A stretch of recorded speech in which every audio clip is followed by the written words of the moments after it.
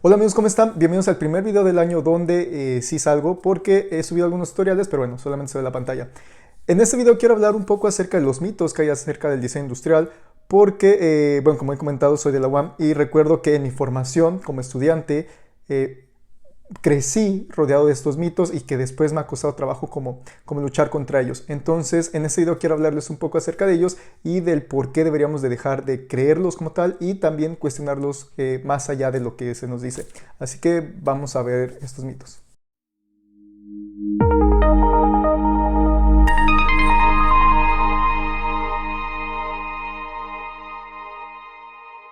El primer mito, y siempre me gusta hablar de esto, es el diseñador industrial solo debe hacer cosas funcionales, la estética viene después.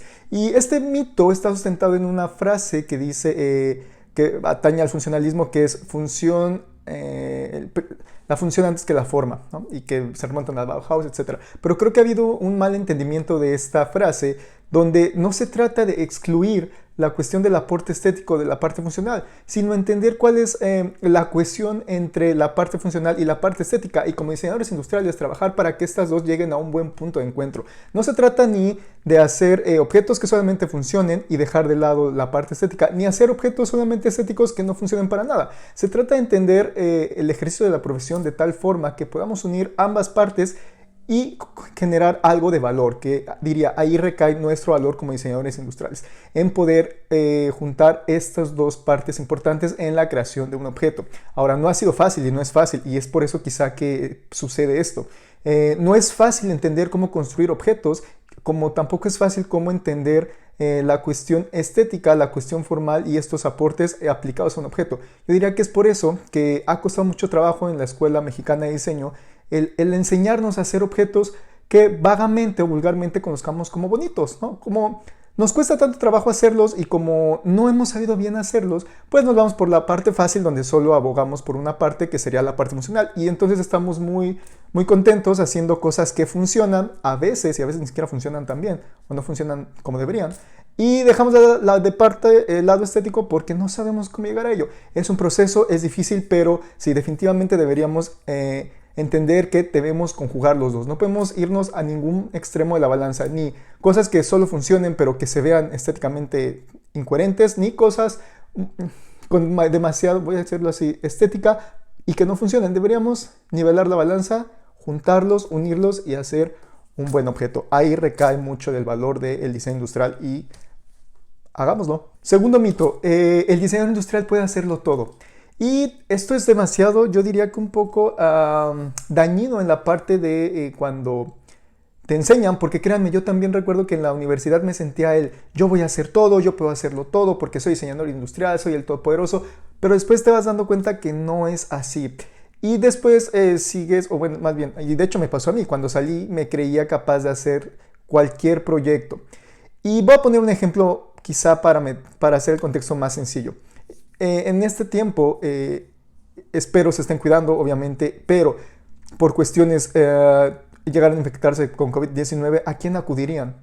Obviamente a un médico, ¿no? Entendemos que hay una profesión destinada a ese tipo de ejercicio profesional, no vas a un médico, pero dentro de médicos hay diversas profesiones. Entonces, ¿a quién irías a consulta? ¿Con un neumólogo que es especialista en todas las partes o en todo el sistema respiratorio o con un ortopedista? Si bien ambos tienen la misma formación y comparten bases, pues bueno, cada uno se especializó y cada uno entiende de mejor manera su área y se desarrolla de mejor forma. Y es lo mismo que pasa con los diseñadores industriales. No podemos pretender ser mercadólogos, ni ser diseñadores gráficos, ni ser ingenieros mecánicos, ni ser mecatrónicos, ni querer hacer todo esto sin poder hacer lo que verdaderamente estudiaron o están estudiando, que es diseño industrial. Tiene un poco que ver con el punto anterior de hacer esta conjunción de cómo entendemos los objetos, las relaciones y las interfaces, pero yo diría que es una mentira que el diseñador industrial puede hacerlo todo.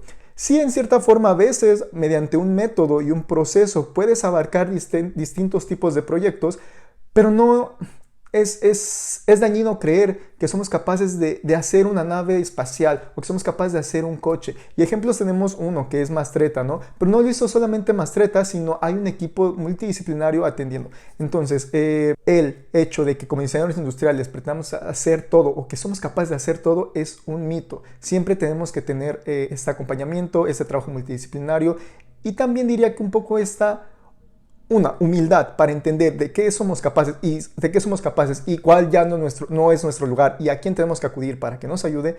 Y la otra también, aprender nuestra posición y cada vez ser mejores en ellos. Y entonces sí, a través de juntar varios conocimientos, hacer un buen equipo y un muy buen proyecto. Y el tercer mito del que voy a hablar en este video es acerca de un poco la cuestión técnica de las computadoras. Y el mito es más o menos de que necesitas una supercomputadora para poder ser diseñador industrial. Y déjenme decirles que no. Siempre en los grupos está esta pregunta de cuál computadora me recomiendan, y a veces hay recomendaciones donde son computadoras, sobre todo para estudiantes. O sea, un estudiante no va a gastar 60,000 pesos en un CPU, pues porque no es así. Y no necesariamente necesitas tener la computadora más potente para ser un mejor diseñador o ser un buen diseñador. Recuerden que la computadora es una herramienta y sí puede hacer más eficiente un proceso de trabajo, más rápido, pero no te va a hacer mejor diseñador. No voy a entrar como en los datos de cuál computadora deberías de comprar, pero si tienes la duda de si deberías comprar una Mac o no para diseño industrial, tengo un video que voy a dejar aquí para que lo veas y te aclares algunas dudas. Sin embargo, el mito de creer que una supercomputadora te va a hacer un super diseñador industrial es falso. Puedes hacer muy buenos diseños con computadoras con menores capacidades. Obviamente si hay un límite, si hay un rango de una computadora, vas a sufrir más de lo que te va a ayudar y sí deberían tener consideración en estos parámetros específicos de hardware, pero no necesitas la supercomputadora. Sí habrá algunos detalles o algunas áreas donde tener más procesadores, una gráfica dedicada te ayude y sea más eficiente. Sin embargo, si eres estudiante y estás viendo esto, tranquilo, busca la mejor opción dentro de tu presupuesto y adquiérala, y te va a servir y te va a funcionar y vas a aprender. Ya después, cuando te especialices y si es necesario que requieras una computadora más potente y si tu trabajo lo va a pagar, ya sea la empresa o tú como con tus proyectos, pues bueno, adelante. Pero la computadora solo es una herramienta. No por tener la mejor computadora vas a ser el mejor diseñador. Hay un cierto lado más técnico que suelen decir eso, pero no te lo creas. El diseño, y va a sonar muy cliché, pero el diseño está acá, se pasa por las herramientas, pero lo que importa es tu habilidad, no las capacidades técnicas de la computadora. Otro mito muy dañino durante la formación considero que es el hecho de creer o hacernos creer que el diseñador industrial va a salvar el mundo. Y en la formación hay muchos proyectos acerca de resolver la escasez del agua a nivel mundial o la hambruna o este tipo de problemas humanos tan grandes y tan amplios que al final terminamos haciendo nada.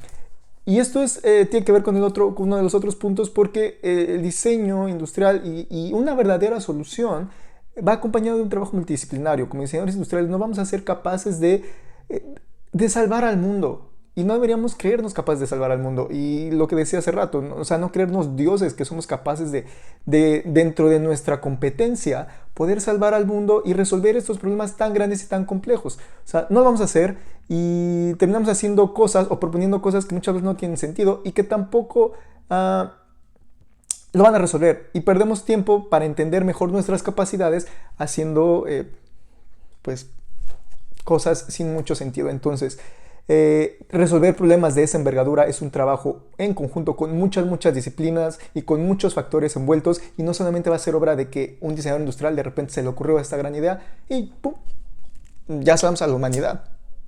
Y pues eso es todo. Muchas gracias por ver este video. Espero les sirvan estos consejos. Esperemos que todos seamos un mejor gremio, que avancemos y que poco a poco el diseño industrial empiece a ser mucho más reconocido, tenga más fuerza y que a todos nos vaya mejor. Así que nos vemos en el próximo video.